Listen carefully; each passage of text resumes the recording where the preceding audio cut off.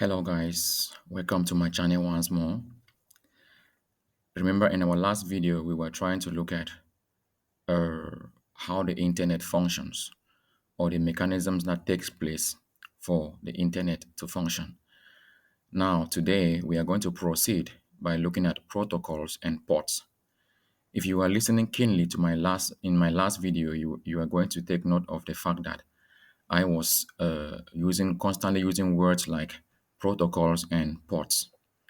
So, what is a protocol? A protocol simply refers to a set of guidelines or rules that helps in communication. For example, every community has guidelines, has rules. Computers, the IT world also has guidelines. These guidelines are called protocols. And then what is a port? A port simply refers to a form of communication gateway. What do I mean? Let's take for example, at your home, there is a door. Whenever you want to go out, you use a door, and whenever you want to come in, you use that particular door. This is the same with the IT world, or this is the same with internet or with our computers.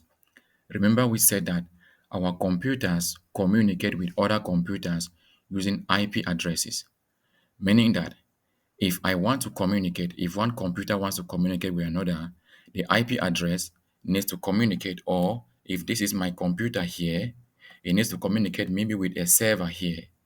This is my laptop here, and then this is the server here. What happens is that if you send information or you request for information from the server is going to provide that information to you, and the information has to pass through a door or a port. So today we are going to be looking at protocols and ports, or some of those protocols and ports. The first protocol we are going to be looking at today is what we call FTP. What does FTP stands for? FTP, F stands for file, T stands for transfer, and P stands for protocol. Therefore, what is file transfer protocol? File transfer protocol simply refers to a set of guidelines or rules that are put in place to ensure the transmission or the transfer of files from a server to your laptop, or from your laptop computer to the server.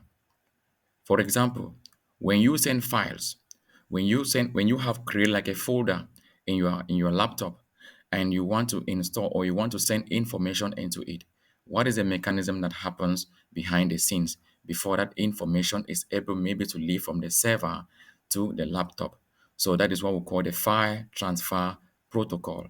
This file transfer protocol operates at a door number or at a port number called port 21, meaning that if here, this is your server here, and the information, the file you want to transfer is leaving from the server to your laptop, it is going to enter your laptop through port 21. And by so doing, you are going to be able to retrieve, or you'll be able to get the information. Maybe you are downloading that file from the server to the laptop. But now there is a security concern in the situation whereby files are being transferred from the server to the laptop, or from your laptop to the server. The security concern here is that the files that are transferred under file transfer protocol are insecure. There is a security vulnerability. What do I mean? What I mean is that files that are transferred from the server to the laptop are under file transfer protocol are always in plain text. Always in plain text. What do I mean by plain text? It means that the files that are transferred from the server to the laptop are always in readable form. They are always in a form that if anybody places himself in the middle here, he can be able to get those files and read them. So now the security concern is that if the attacker now happens to find himself in the middle of the conversation here, if the attacker finds himself here, what he will do is that he can be able to retrieve or to get this information that is being transmitted from the server to the laptop, and which is in plain text, and by so doing This information could be your credentials like your usernames and password. This information could be your top secret information in your company, or it could be your banking information which is secret to you. So if the attacker places himself in the middle of the server and the laptop, he can be able to get this information. Now, what can we do to solve this security concern? Instead of using file transfer protocol, it is important to use what we call SFTP. SFTP stands for Secure File Transfer Protocol. That means S stands for secure, F stands for file, T stands for transfer, and P stands for protocol.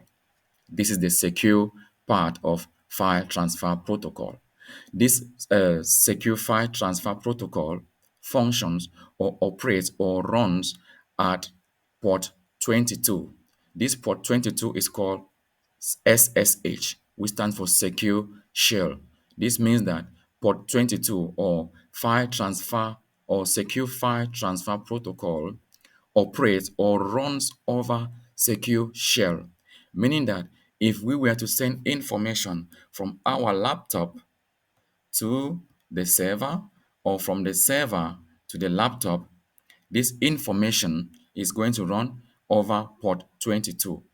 Port 22 from here to here, port, port 22, instead of port 21 that we had previously in file transfer protocol. Now, what does Secure Shell do for to make sure that our files are being secured, so that if somebody places himself in the middle here, he will not be able to retrieve that information? The first thing that Secure Shell does is that Secure Shell encrypts data. What is the meaning of encrypting data? When we say encrypt data, it means that instead of transferring files from the server here to the laptop in plain text, Secure File Transfer Protocol over SSH, what it does is that it instead encrypt the information. It instead turns the information from plain text to a form of unscrambled form of information, to a form of ciphertext information. It means that it takes this information and twists it and scramble it in a way that even if the attacker were to place himself in the middle here and retrieve this information or get this information, it will be very difficult for him to read that information. It will be very difficult for him to read that information because the information is no longer in plain text, but it is in cipher text, or it has been converted to a string of information which is unreadable. Now, another thing that Secure Shell does is that after encrypting data, it also does what we call tunneling. What do I mean? What I mean is that insofar as the information is being transferred from the server to the laptop, even though it is encrypted, it forms a communication tunnel. It forms a tunnel here to protect that information, meaning that Secure Shell forms a form of security guard over that information. By so doing, even if the attacker were to place himself in the middle here, he will first of all have to deal with this tunnel first. After that, before he has to deal with the encrypted information, which becomes tedious and cumbersome for him. Thirdly, what Secure Shell does is that it ensures compatibility. Let's say, for example, that this is your laptop here and you are using a Windows computer, and then another person is using Mac OS or Apple computer. Mac OS is a system that runs in Apple computers. Now, if I were to send information or send a file from an Apple or a Mac OS system to a Windows system, we have to make sure that there is compatibility. There is a situation whereby, or there could be a situation whereby you send a file from your Apple computer to Windows and there is no compatibility, meaning that one might not be able to read that information. But with Secure Shell, it ensures that there is compatibility between systems. It could be between Windows and Apple, or maybe Windows and another system called Linux. By so doing, if information or if a file is being transferred or sent from the Apple computer to the Windows computer, we are going to be able to retrieve that information and be able to read that information without having issues or problems. So you might want to consider sending information using secure file transfer protocol instead of using the old version, which was known as, or which is known as, file transfer protocol, which is vulnerable or which sends information in plain text. So this is basically the first port we are looking at today, which is port 21, which is called File Transfer Protocol. And we have learned that its secure form runs at port 22, which is called Secure File Transfer Protocol. So if you want to send information, if you want to send files from your server to the laptop, or from your laptop to the server, or maybe from your workstation to another workstation, it is important to always use Secure File Transfer Protocol, which runs at port 22. So thank you for watching this video. I hope you learned something. Please do not forget to like, subscribe to my channel for more videos like this, and also share. Thank you. Have a wonderful day.